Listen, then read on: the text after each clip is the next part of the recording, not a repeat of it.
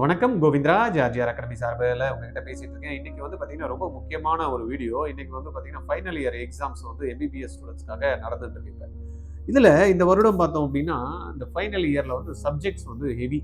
கிட்டத்தட்ட எல்லா மெயின் சப்ஜெக்ட்ஸும் பார்த்தீங்கன்னா இந்த வாட்டி கொடுத்துருக்காங்க. ரெண்டாவது இந்த எக்ஸாம்ஸ் நடக்கிறதுல நம்ம பார்த்துருப்போம். 10th போர்டு எக்ஸாம்ஸ் நடந்துட்டு இருக்கு சிபிஎஸ்சி. தென் 11th 12th வந்து ஸ்டார்ட் ஆயிடுச்சு. இவங்களுக்கெல்லாம் ஒரு எக்ஸாமுக்கும் மற்ற எக்ஸாமுக்கும் இருக்கக்கூடிய இடைவெளி பார்த்தீங்கன்னா ரொம்ப ஜாஸ்தி இருக்கு. 10 நாள் லீவ் கொடுத்துருக்காங்க, 7 நாள் லீவ் கொடுத்துருக்காங்க. குறைஞ்சது 4 நாள் வந்து பார்த்தீங்கன்னா ஒரு எக்ஸாமுக்கும் மற்ற எக்ஸாம்ஸ்க்கும் லீவ் இருக்கு. பட் இங்கே எம்பிபிஎஸ் எக்ஸாம்ஸ்க்கு வந்து படிக்கிறதுக்கு வந்து பார்த்தீங்கன்னா பசங்களுக்கு புக்ஸ் வந்து பெரிய பெரிய புக்ஸ் எல்லாமே ரெஃபர் பண்ணி எல்லாம் படிக்கணும் அப்படின்றது ரொம்ப சேலஞ்சிங். கிளாஸ்லையும் அந்த அளவுக்கு கற்றுக் கொடுப்பாங்களா அப்படின்றது தெரியாது. ப்ரெஷர் ஏற்கனவே வந்து பசங்களுக்கு வந்து பார்த்தீங்கன்னா டீச்சர் இல்லை, ஃபேக்கல்ட்டி இல்லை அப்படின்ற ஒரு ப்ரெஷரில் இன்னைக்கு வந்து பார்த்தீங்கன்னா இந்த எக்ஸாம்ஸ் வந்து டெய்லி இவங்கள ஜென்ரல் மெடிசன் அப்படின்னு பேப்பர் ஒன்று கொடுத்துருக்காங்க. அது வந்து 3ஆம் தேதி நடக்குது. அப்புறம் 4ஆம் தேதி வந்து பார்த்தீங்கன்னா ஜென்ரல் மெடிசன் வந்து செகண்ட் பேப்பர்.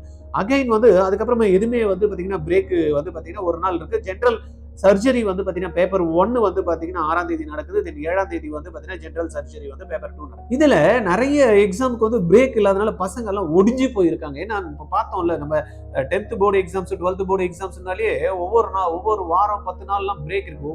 ஒரு பிசிக்ஸ்க்கும் கெமிஸ்ட்ரிக்கும் மேக்ஸுக்கும் பயாலஜிக்கும் கம்ப்யூட்டர் சயின்ஸுக்கும் இந்த மாதிரி வந்து பார்த்தீங்கன்னா டிஃபரெண்ட் டேஸ் கொடுக்குறாங்க. ஆனால் இவ்வளோ பெரிய போர்ஷன்ஸ் படிச்சுட்டு இருக்கக்கூடிய எம்பிபிஎஸ் ஃபைனல் இயரில் வந்து பார்த்தீங்கன்னா பசங்களுக்கு வந்து லீவே இல்லை அப்படின்ற ஒரு டென்ஷனு ப்ரெஷரு.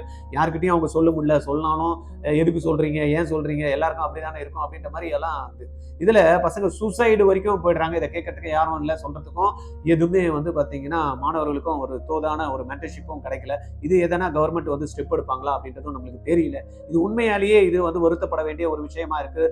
ஏற்கனவே இந்த மாணவர்களுக்கு வந்து ஸ்ட்ரெஸ் ஜாஸ்தி, படிக்க வேண்டிய விஷயங்கள் நிறைய இருக்கு. அதுக்கப்புறமா வந்து அப்ஸ்டிக் அண்ட் ஜைனகாலஜிஸ்ட் வந்து பார்த்தீங்கன்னா 9th அன்னைக்கு இருக்கு. அதுக்கப்புறம் அகைன் வந்து ஃபர்ஸ்ட் பேப்பர் செகண்ட் பேப்பர் அதுக்கு அடுத்த நாளே இருக்கு. அதுக்கப்புறம் வந்து ஆப்தாமாலஜி வந்து பார்த்தீங்கன்னா 14th அண்ட் 16th இப்படின்னு பார்த்தீங்கன்னா லீவே இல்லாம இந்த எக்ஸாம்ஸ் தொடர்ச்சியா இருக்கிறதுனால இந்த குழந்தைங்க வந்து பார்த்தீங்கன்னா மன வருத்தத்திலையும் மன டென்ஷன்லயும் இருக்காங்க. நிறைய குழந்தைங்க எக்ஸாமே எழுத வேணாம்ப்பா, நான் ரிவைஸ் பண்ணாதானே என்னால் பண்ண முடியும், நான் ஏற்கனவே ரிவைஸ் பண்ணி வச்சேன், இன்னைக்கு காலையில் எழுந்து நான் பார்க்குறப்ப என் மண்டை உடையுது, எதுவுமே எனக்கு தெரியல அப்படின்ற மாதிரி டென்ஷன், நான் எதனா பண்ணிக்கலாமா அப்படின்ற மாதிரி கூட நிறைய குழந்தைங்க சொல்றாங்க. இல்ல நான் எக்ஸாமே போக மாட்டேன்னு சொல்றாங்க. இதை யாரு ஸ்டெப் எடுத்து யார் பண்ணுவாங்க? டீன் கவலைப்படுவாரா? இல்லைன்னா அந்த காலேஜில் இருக்கக்கூடிய ப்ரொஃபசர்ஸ் குழந்தைங்க கூட பேசுவாங்களா?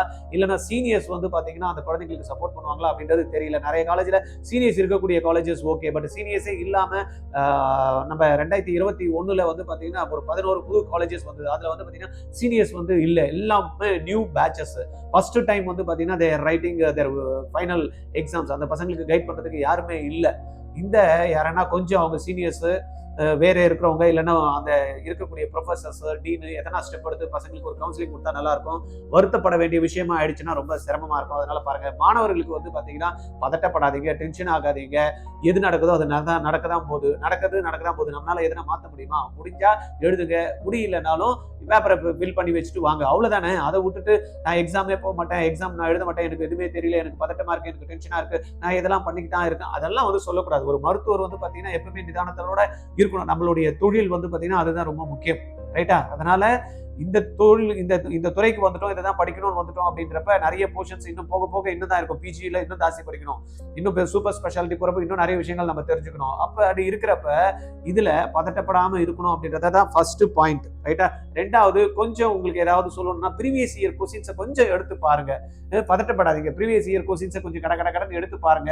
எடுத்து பார்த்தீங்கன்னா அதுல 50% 60% வரைக்கும் ப்ரீவியஸ் இயர் கொஸ்டின்ஸ்ல இருந்து வரும் அப்படின்ற மாதிரி சொல்றாங்க. ஏன் அப்ப நம்மளுக்கு பதட்டம்? முன்னாடியே ஏன் படிக்கல?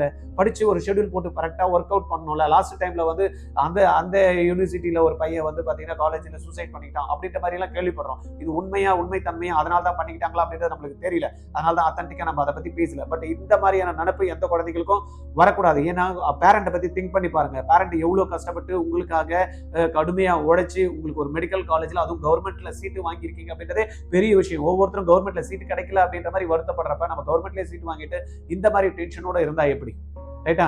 அதனால தயவு செய்து என்ன பண்ணணும், ப்ரீவியஸ் இயர் கொஸ்டின்ஸை தயவு செய்து பாருங்க. தென் குரூப் ஸ்டடி பண்ணுங்க. ஏன் இண்டிவிஜுவலா உட்காந்துக்கிறீங்க, ஏன் தனியா உட்காந்துங்க? தனியா உட்காந்தாலே வந்து பார்த்தீங்கன்னா எதோ நம்மளுக்கு தோணும்.